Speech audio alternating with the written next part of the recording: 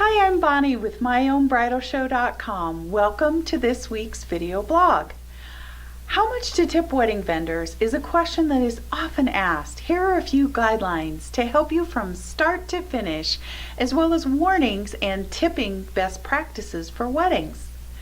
First of all, I would recommend being prepared well in advance by figuring the tips into your overall budget. This way there are no surprises in the end.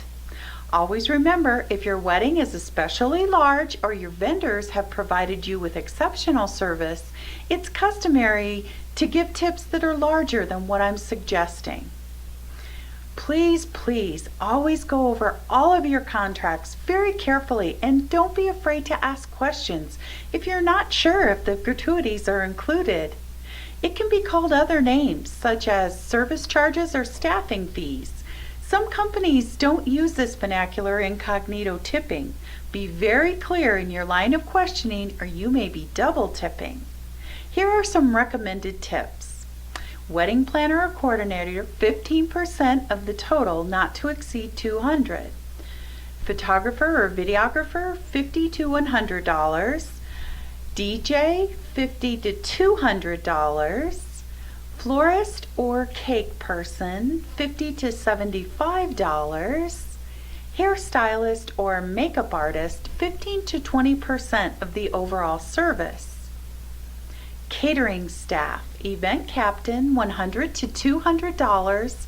Servers, $25 to $50 each, given at the end of the evening with the total for all staff given to the event captain and distributed by them.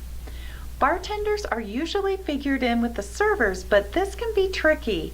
I'm doing my next weekly blog on this topic as the bar warrants attention all of its own.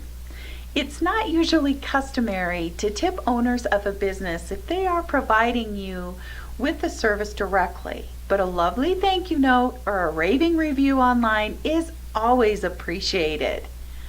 I recommend giving the cash in tips at the end of your evening. Have the envelopes made out for each person that you intend to tip with an amount you think you will give. Have different denominations of bills available. This way, at the end of the evening, if the service is not quite up to your expectations, you can always reduce the amount of gratuity or give more for an exceptional job.